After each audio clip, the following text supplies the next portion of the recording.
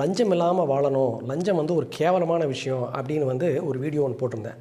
அந்த வீடியோவை பார்த்து ஒருத்தர் கமெண்ட் போட்டிருந்தார், லஞ்சத்தையெல்லாம் இப்போ ஒழிக்கவே முடியாது, நீங்கள் என்ன 1965 பேச வேண்டியதில்லை இப்போ பேசிகிட்டு இருக்கிறீங்க அப்படின்னு வந்து அவர் என்னை வந்து ஒரு சாடி இருந்தார். 1965க்கு அப்புறம் இப்போ 2026 ஆகிப்போச்சு. நம்ம 1965லேயே வாழ்ந்துட்டுருக்கிறோமா, இல்லை அது நாகரிக உலகத்தில் இருக்கக்கூடியதெல்லாம் கொஞ்சம் கொஞ்சமாக நகர்த்திட்டு வந்து 2026க்கு மாறிட்டோமா?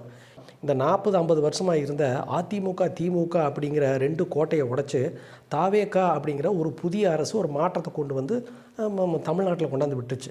ஸோ இப்போ வந்து 1965 இருக்கிற மாதிரி இருக்கணும்னு நம்ம நினைக்கிறோமா? ஒரு மாறுதலுக்கு வந்துட்டோம். தப்போ ரைட்டோ ஒரு புது கட்சி ஒன்று வந்தாச்சு. இன்னொருத்தர் நேரடியாகவே வந்து என்னை வந்து கேட்டார். என்ன கேட்டார்னா, லஞ்சத்தை ஒழிப்போம், லஞ்சமெல்லாம் வாங்கக்கூடாது, அரசு அதிகாரிகள் லஞ்சமெல்லாம் வாங்கக்கூடாதுன்னு பேசுகிறீங்களே, நான் வந்து இந்த பதவிக்கு வர்றதுக்கு 5 லட்சம் ரூபா கொடுத்து தான் வந்திருக்கிறேன், மினிஸ்டர் லெவலுக்கு கொடுத்து வந்திருக்கிறேன், மாவட்ட செயலாளர்களுக்கு கொடுத்து வந்திருக்கிறேன், இதெல்லாம் உங்கள் ஒப்பனா கொடுப்பான் அப்படின்னு என்னை பார்த்து நறுக்குன்னு கேட்டார். எங்கள் அப்பா வந்து உங்களுக்கு கொடுக்க மாட்டார், நீங்கள் யாரோ ஒருத்தருக்கு 5 லட்சம் ரூபா கொடுக்க முடிந்தால் நீங்கள் லஞ்சம் வாங்கலாம் அப்படின்னு நினைக்கிறீங்க. ஸோ இது ஒரு நெவர் எண்டிங் ஸ்டோரி ஆகிப்போகுது. ஸோ இப்போ நம்ம யாரை வந்து லஞ்சம் வாங்கக்கூடாதுன்னு சொல்கிறோம்?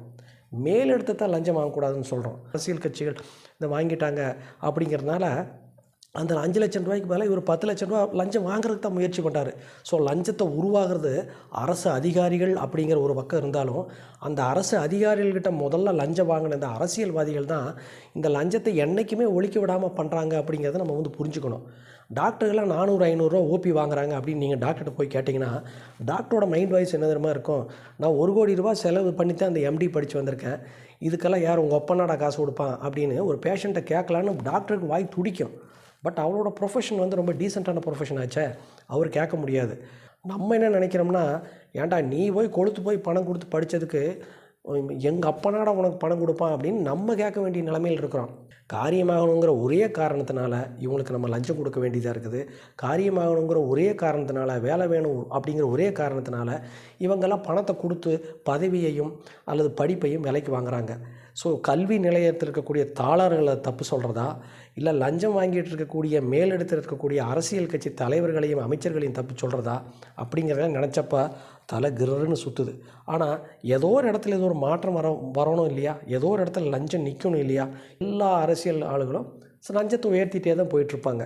ஸோ எங்கேயாவது ஒரு இடத்துல ஒரு தலைமை தன்னை திருத்தி கொண்டால் தலைமைக்கு கீழே உள்ள அதிகாரிகள் திருந்துவார்கள். அதிகாரிகள் திருந்தினா லஞ்சம் ஒழியும். லஞ்சம் ஒழிஞ்சால் நல்ல வேலைகள் திட்டங்கள் நடக்கும். நல்ல வேலைகள் திட்டங்கள் நடந்தால் அந்த ஆட்சியை மக்கள் தலையில் தூக்கி மறுபடியும் உட்கார வைப்பாங்க.